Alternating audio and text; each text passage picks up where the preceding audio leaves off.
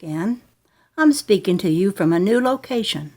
I live now in Oregon, and you haven't heard me make many videos because I've been getting into a different place and moving stuff around and trying to get my bearings. But I haven't lost interest in the orbs, especially the curved lined balls that I got the communication about, which is in this video I call Manifestation 103. Now I'm not going to play that. I'll put it in the description bar in case you want to look at this, because that contains me reading the communication that came to my computer to a file that I called The Power of Love, and it was a message to me, and it was about the curved line balls. Now I'm going to go over here to this screen, and I will do a little moving around here. Now, you see these right here. That's how the curved line balls start out. They look kind of like an X. And I noticed a lot of them would be, if I put saliva onto the piece of glass that I was filming the concentration of light on, that all throughout let me say how to say that. All throughout the moisture of that little bit of saliva on the glass, I see these little X-looking things just running down, following the gravity, and I said, that's the curved line ball's beginning. It's a little X. And I kept following that little X. Now let me get this on. I'm sorry, I'll put this on Sideshow so you can see. And as they go by, I will just talk a little bit. Now, where was I? I realized that I had been filming the curved line balls for quite a while, but not recognizing them, because I went back and looked at a lot of my older pictures of orbs, and I saw them in there. And I realized that the curved line balls actually get so distorted that, see, that's them. That's a whole series of them right there. And they pour forth from one orb to another. Not that they're actually, I think, inside of these orbs. The orb is just like a spotlight for them. They are just in what we call empty space. And it looks to me, through seeing them through an orb, that they fall from one orb to the other and mingle and mix. But actually, the orb is just like the looking glass of the telescope. You only see it in a round form. But actually, this is all one solid background that can change in a nanosecond, because I've gotten several orbs in one picture, and each one have a different looking background in it. The colors continue to be spectacular and crazy, wild fluorescent colors. It's amazing. See, there's a little bit of the curved line balls there. Now, what is so interesting about the curved line balls? In the message that came to me, it said, this is the way energy changes into matter. So I'm looking at something that has great possibilities, is what I'm thinking. I don't know that I can do anything with it. I feel like I need help from others who know more than I do. There's curved line balls there, see? You can see in that one part. But I can get the most excellent pictures of it, but I have no explanation of what it is doing. But then maybe nobody else has either, because I don't see any videos out there by scientists who study quantum physics where they show the pictures like what I'm getting, and even given an attempt at saying what's happening with all this color and all these lines and patterns. So this is an unexplored science. But as to date, I have not gotten the attention of any quantum physicist. So if any of you out there can help me with that, I sure would like to get Nassim Haramein because I think he really explores consciousness as well as he has a great interest in what is reality made of. And I just want to join with the efforts of others who are looking at this same kind of thing. And I would love them to have all the pictures of these orbs with their energy creation going on inside of them that they want. I have thousands of these pictures. I can take them any day. They're always there. They're in the very air around you, anywhere you are. And I just think it needs a great deal more exploration on my part, and I would love to get the advice of others. For one thing, I don't know much about my camera. I don't know much about making movies and videos. I just make the simplest kind that you see me make here. And I could use some help that way. I moved to Oregon because there's some friends I have close by that are interested in the orbs. And so I'm hoping that we'll get together and that we'll explore it more. But she also needs the help of others who understand the science a little better. See, there's the beginning of those X's that turn into the curved line balls. In this particular album, it's a Google album I made of a lot of my pictures. I put together a whole lot of the curved line balls in this one. But obviously, you've seen some of my orb pictures. They show a lot more than this. And I see this that is not shown so much in the orbs that I'm beginning to believe is what you call microtubulars. They're little portions of tubes, and I see them in the air with the naked eye. There's just little stringy things, and sometimes quite curvy and knotted up little strings that seem to come out of nowhere and go into nowhere. And there's a lot of them. I see them outside, if I squint my eyes in the sun just right, I see them just floating. I see them when I'm taking pictures of the orbs, but they're in the foreground and they don't translate into the picture. But while I'm viewing the light, I see them. Sometimes there will be something in the orb that looks a little bit like one of them. But for the most part, they don't translate to pictures. I'm thinking of doing a drawing by hand to show what they look like. But I think they're the microtubulars that connect all things together. I think everything is one thing, and everything is indissolubly bound together, like Walter Russell taught. He said, "In this stick is gold and silver and all things else." There's only one substance, and that is light.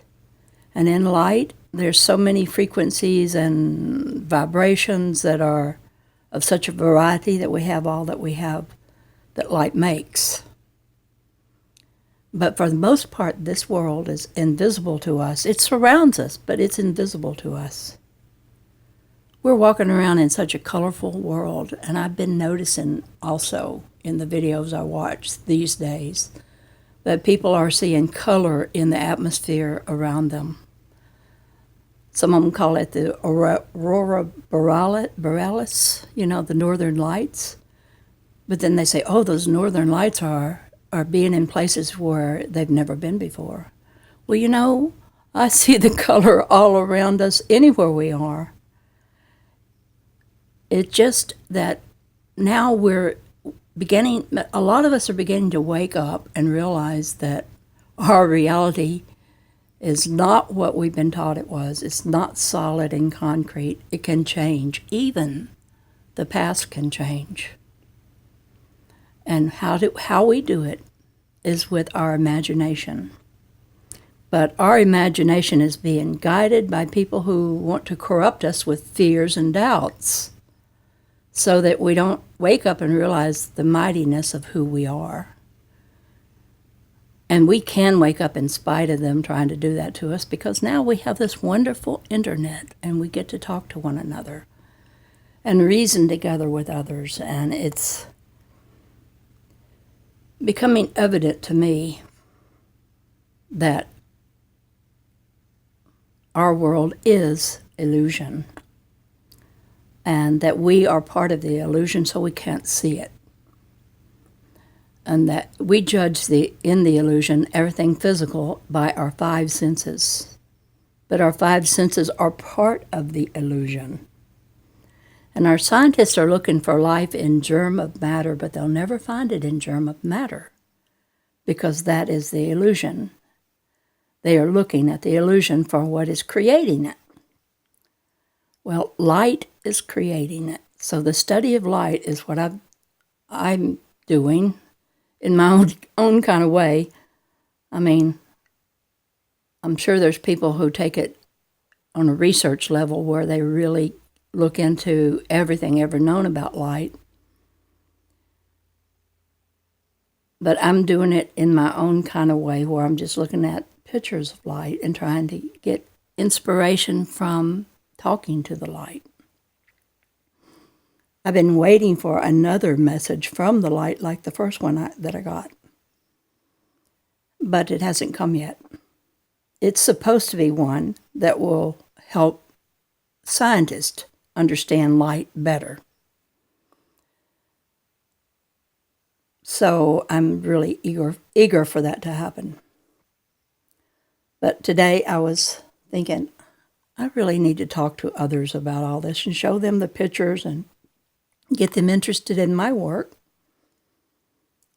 And collaborate with them. This is a beautiful, beautiful world, this invisible world that I see. And it doesn't make you popular, I tell you, especially with your family, when you think that you're seeing something that others can't see. That's one reason I'm in Oregon, just to be around others who can believe and think outside the box, or even think there's no box at all, because, you know, this world is like Fantasia from the Never-Ending Story. It has no boundaries. We can think outside the box anytime we want, because there are no boundaries, and we can relate to these other realms of light. I already have done this to a certain degree, but I hope it will get more, and I hope that I will hear from some of you. And if any of you know of quantum physicists who would love to see these pictures, please, please, please send them this video. This is just a few of the more round orbs. I have some that fan out and some that look like the orb is twisting in the middle, or all kind. The orb is a contortionist.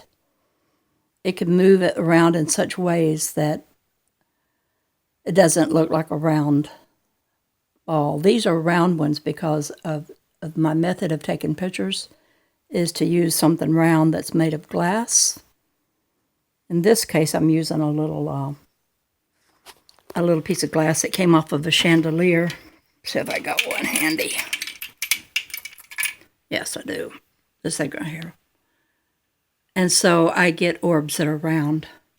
But when I use different structures of glass, like candlestick holders, I often get that glass candlestick holders. I often get different shapes of orbs. So glass has something to do with what you're going to see, the shape of the glass itself. And also I've explored by looking at things that are on the glass or inside the glass, and yes, I am sometimes, especially when I use the naked eye to look at the light, because I can take that piece of glass and see that the oils of my skin are on the glass, and that if I rub it, I see that I move it around. So I am getting pictures of what is on the glass itself. But this is like everything is like, nothing is just black and white, that all I see is the oils on my skin. No. That would be like saying all orbs are the same thing. They're not.